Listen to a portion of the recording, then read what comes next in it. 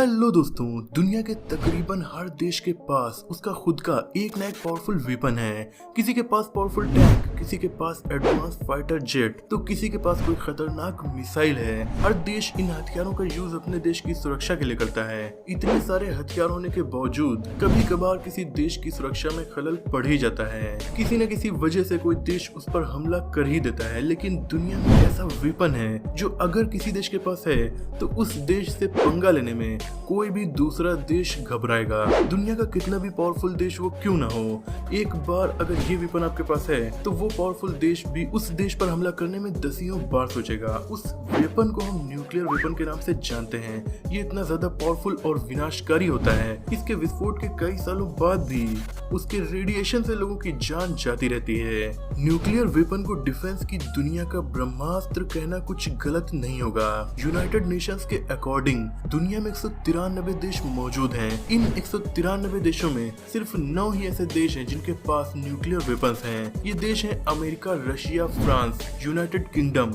India, China, Israel, Pakistan और north Korea.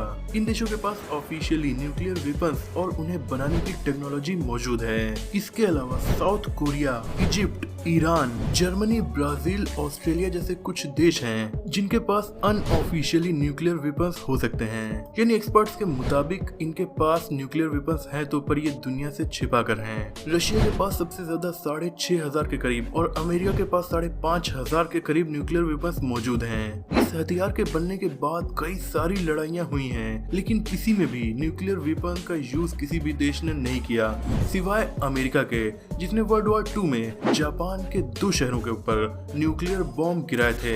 एक nuclear bomb जो हिरोशिमा पर गिराया गया था केवल एक से 1,40,000 लोगों की जाने गई थी, वहीं दूसरे वाले से 74,000 लोगों की जाने गई थी। सोचिए, एक छोटा सा न्यूक्लियर बॉम्ब 1.5 लाख लोगों की जान ले सकता है। ब्लास्ट के बाद जो रेडिएशन फैला उससे कैंसर और बहुत सी जानलेवा बीमारियों के चलते और भी लोगों ने अपनी जान गंवाई थी। हालांकि वर्ल्ड वॉर 2 के टाइम यानी आज से तकरीबन 77 साल पहले की टेक्नोलॉजी में ये न्यूक्लियर बॉम्ब बहुत ही ज्यादा छोटे थे, क्योंकि अगर आज तक का बनाया गया सबसे पावरफुल न्यूक्लियर बॉम्ब गिराया गया होता तो जापान के 2 शहर छोड़िए बल्कि ये देश का आधे से ज्यादा हिस्सा ही खत्म हो गया होता और उससे जो रेडिएशन फैलता वो और भी ज्यादा बड़ा होता।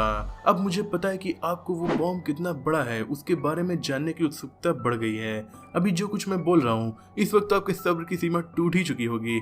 अब सब्र टूटे या कुछ भी हो, लेकिन आगे बढ़ने से पहले मैं आपसे जरूर पूछना चाहूंगा कि क्या आप दुनिया के उस सबसे बड़े न्यूक्लियर बॉम्ब का नाम जानते हैं और किस देश ने उसे बनाया ये आप जानते हैं? अगर जानते हैं तो कमेंट में जरूर बताइए। खैर, अब मैं बताता हूँ। उसे शायद दुनिया के सबसे ताकतवर देश अमेरिका ने बनाया होगा या फिर चाइना ने, नहीं बल्कि उसे बनाया था सोवियत संघ ने। इस मॉन्स्टर बॉम्ब का नाम था RDS-220 हाइड्रोजन बॉम्ब, जिसे तिसार बॉम्बा नाम से जाना जाता है। हालांकि 1991 में जब सोवियत संघ टूटा तो उससे कई सारे देश बने, पर सोवियत संघ का असली वंशज अगर कहा जाए तो वो बना रूस, क्योंकि सोवियत संघ के ज्यादातर हथियार रूस को मिले और उसका ज्यादातर हिस्सा आज रूस के नाम से जाना जाता है।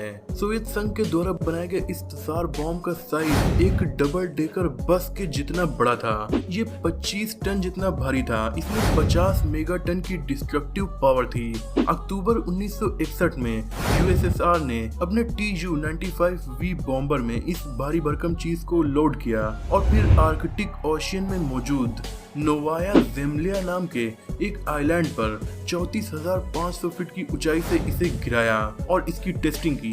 जब इसे गिराया गया तो इसमें एक पैराशूट भी लगा हुआ था ताकि ये धीरे धीरे नीचे जाए और प्लेन को और पायलट को सुरक्षित वहां से निकलने का टाइम मिले। इतना सब कुछ करने के बावजूद कहा जाता है कि उस पायलट के बचने के चांस सिर्फ 50% ही थे। और जब ये चीज जमीन से 4,000 फीट की ऊंचाई पर पहुंची तब इसे ब्लास्ट किया गया।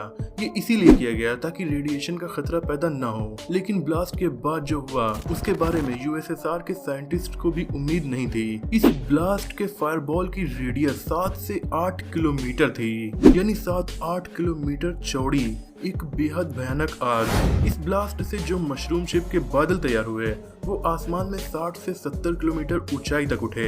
दोस्तों हमारे प्लेन्स लगभग 10 किलोमीटर की ऊंचाई तक उड़ते हैं और ये बादल 60 से 70 किलोमीटर ऊपर तक उठे थे। ये इतने बड़े थे कि इन्हें 1000 किलोमीटर की दूरी से देखा जा सकता था। 100 किलोमीटर की रेडियस में आने वाले सभी घर और बिल्डिंग और जीव जंतु सब इस खतरनाक ब्लास्ट में खत्म हो जाते हैं। 700 से 800 किलोमीटर की बेहद ज्यादा दूरी पर मौजूद घरों की खिड़कियों के कांच तक इस टेस्टिंग में ही टूट गए। आप शायद बिलीव भी नहीं करोगे, पर फिनलैंड और स्वीडन जैसे देशों में भी इसका अच्छा खासा असर देखने को मिला था।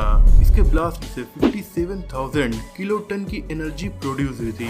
इसका कंपैरिजन अगर आप हिरोशिमा और नागासाकी पर हुए ब्लास्ट से करें तो इन दोनों शहरों पर गिरे बॉम्ब से 15 और 21 किलोटन की एनर्जी प्रोड्यूस हुई थी। सोच कर देखिए, कहाँ 57,000 किलोटन और कहाँ 15 और 21 टन। ये इतना ज्यादा खतरनाक था। अमेरिका ने भी आज तक इतना भयानक न्यूक्लियर बॉम्ब नहीं बनाया है।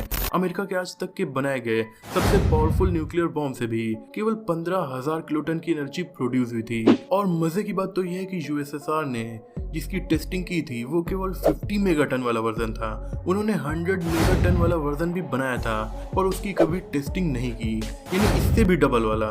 इस खतरनाक बॉम्ब की टेस्टिंग के बाद पूरी दुनिया में खलबली मच गई थी। और फिर 1963 में अमेरिका, यूएसएसआर, यूके ने पार्शियल एनटीबीटी यानी partial nuclear test ban treaty sign की।